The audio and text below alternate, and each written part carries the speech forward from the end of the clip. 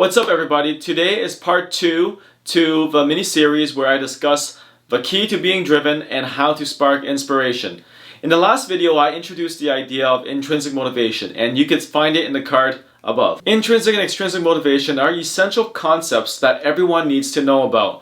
Extrinsic motivation is the carrot and stick approach, where you reward someone for desirable behavior. So the rewards can be money, it could be praise, or you could also punish, which is a stick approach.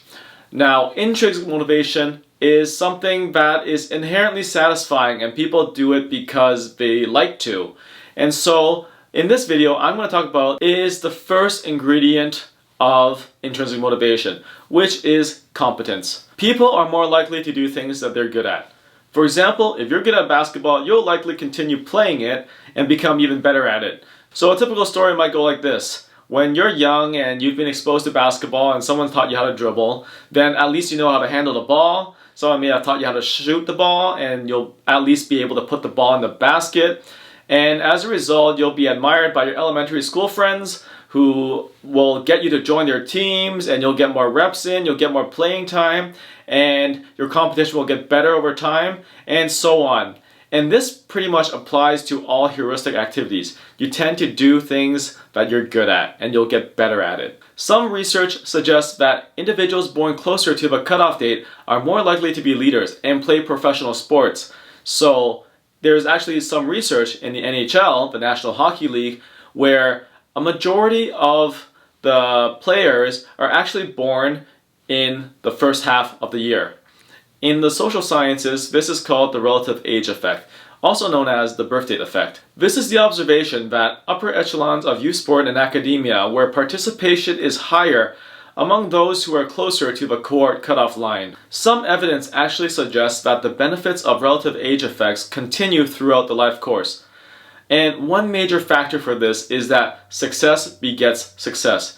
It creates what we call a snowball effect, where if a kid gets more opportunities to be a leader, to play soccer, to do whatever, that's not to say that people born later in a year are doomed to failure.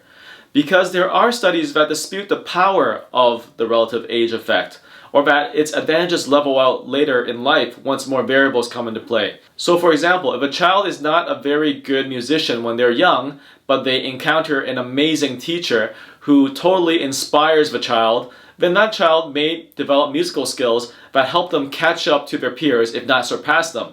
So the relative age effect is relative. That is not to say, however, that extrinsic motivation isn't important. Deci and Ryan from the University of Rochester, who developed the idea of self-determination theory in intrinsic motivation, eventually developed an integration theory where things start off as being extrinsic, but then they eventually become intrinsic. And the most obvious example for this is in competence, where you get to encourage behaviors by starting with extrinsic motivation and then slowly removing the extrinsic motivation so that it's replaced with intrinsic. Now, I'm going to use my own example of learning Chinese to illustrate this. When I was a kid, I was forced to go to Chinese school. My family actually speaks Cantonese, but I was forced to go to Mandarin because my parents thought that Mandarin is going to be really useful in the future. And it is. But at that time, when I was in grade 1 and 2, I really hated the idea of going to Chinese school because I'm just there and I'm listening to people talk. I don't understand what they're saying. I don't understand the words on the board. And I felt it was boring.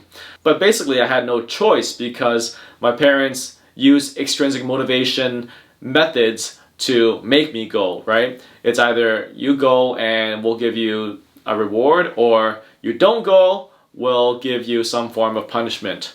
And I went.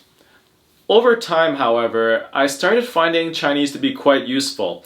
And so, for example, when my family went to Hong Kong back when I was in grades 3 or 4, what happened was my dad bought some Chinese video games that were played on the computer, and he started playing them in front of me. And when I saw it, I was like, wow, this is so interesting. There's like swords, there's axes, there's war, there's strategy. I can light the opponent army on fire. I thought it was really cool. So I stuck around and I watched them. And then after a while, I asked him, hey Dad, can I try my hand at this? And he's like, sure, go ahead. And he let me play. Of course, it was all in Chinese, so I kind of didn't really know how to read it. I was able to pick out some simple words like you, me, war. And over time though, after asking my dad, hey, what's this word? What's that word? I was able to piece together what the words meant, what the stories meant, and over time, I started developing an interest in playing Chinese video games. And as I played, I got better at it, I got better at reading it, and before I knew it, I started learning Chinese because it was really useful to me, because I got to do what I wanted to do, and intrinsic motivation slowly but surely replaced the intrinsic motivator because I became competent at Chinese. Today, I'm fluent in Cantonese, I'm fluent in Mandarin, and obviously I'm fluent in English. So it turned out to be pretty useful. When I look back at this, I asked my parents, hey, so was this actually planned? Did you actually, think about this ahead of time? And basically they told me, yeah, it was basically planned. Like, we knew you liked playing video games, so we bought some Chinese video games so that you'd get into it. In my sister's case, she used karaoke, and she sung Chinese karaoke, and that's how she developed her Chinese. So there's so many different ways that my family used to develop our Chinese through intrinsic motivation.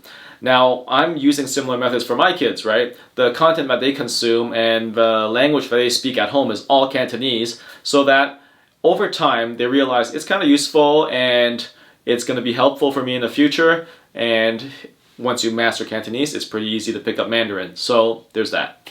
I'm actually interested in knowing your experiences on developing competence and how that motivated you. So leave a comment below and let me know what were some things that you developed competence in over time that helped you develop your interest in that thing. And that's it. That's a C of car, C-A-R. So subscribe and click the bell for the next video on A. And if you like this video, don't forget to share and like it. Take care.